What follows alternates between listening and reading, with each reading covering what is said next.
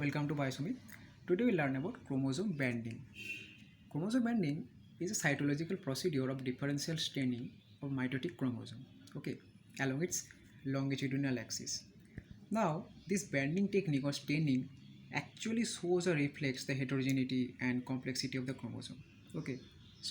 Why we'll do to identify any normal or abnormal chromosome is there or not. For clinical purpose. Or maybe it can be research purpose too, or we can uh, say the exact location of any gene in a particular chromosome, right? So before knowing the region, band and subband, we will talk about the banding techniques. There are four banding techniques that is you can see here, G, R, Q and C. G for GSMA, GMSA, I'm sorry. These are some techniques actually. So after doing this G banding, you will have the dark bands. You will know that will be AT rich region, or that will be that at that place the gene density will be low. And if you are getting light band, that will be GC rich or high gene density. And this is R banding. This is nothing but the reverse of the GMSA. R stands for reverse. So here the dark band will be GC rich and the light band will be AT rich. So why we are talking about bands? Because in the banding here you can see I have written that alternating light and dark regions along the length of chromosome. So alternatingly you will have light band or dark band, and that's how you can attribute or address some specific position in the chromosome, right? So these are some there are two more banding techniques, that are Q banding and C banding. Q for quinacridine. Here also dark band will be AT rich and light band will be GC rich. Or C banding, C stands for constitutive heterochromatin actually. It also requires the GMSA type of banding technique. First it is denatured with the barium hydroxide and then stained with GMSA, and that is C banding. Now coming to the region, band and subband part. Now you know every chromosome has two arms, right? P and Q. P is the shorter arm and Q is the long arm, right? Now every arm can be divided into some regions, right? That is called as region actually. You can see here it actually lies between two landmarks, or these are divided into bands. That means, in short, the arms are each arm are divided into some parts or some regions. That is actually called region.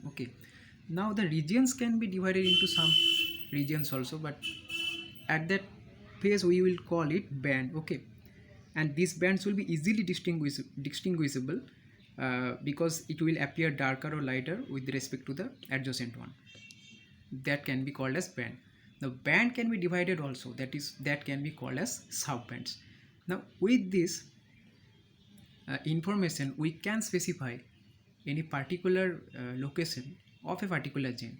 Let's say if anyone say that a gene is located at 11q 21.1.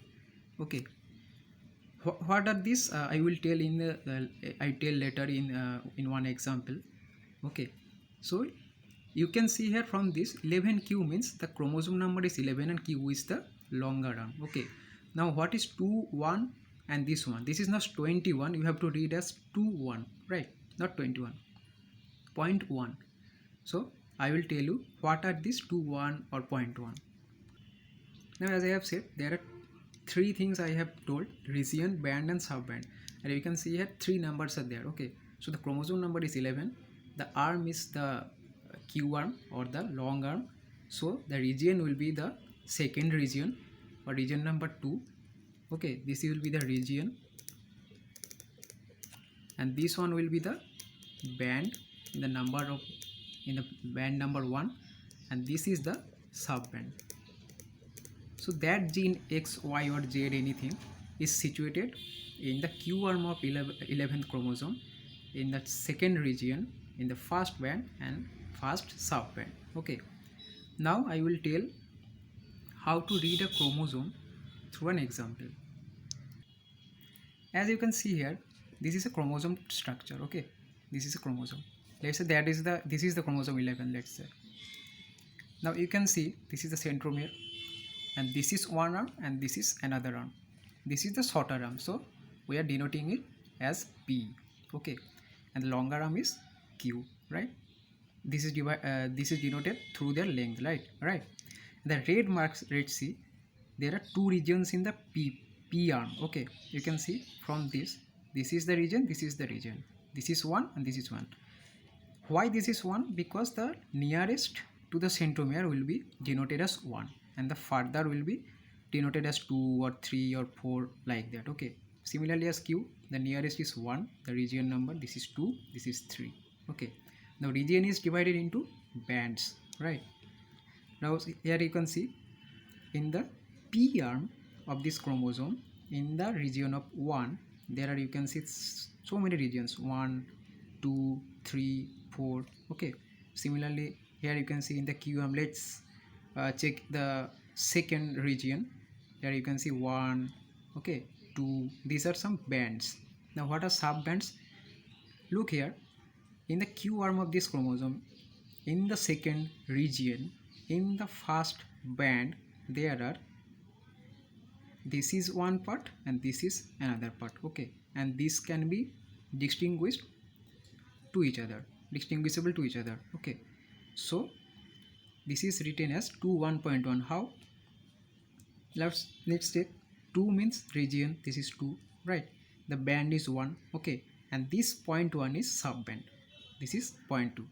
Now the previous example, remember, 11Q 21.1. That means if this is the chromosome is 11, if this is the Q arm, if this is the region number 2 and the band 1, and this is the subband 1, so that gene will be located in this region.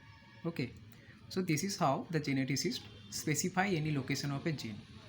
Okay, hope you have understood that how to read a chromosome or how to specify a location of a gene in a particular chromosome, right? Thank you.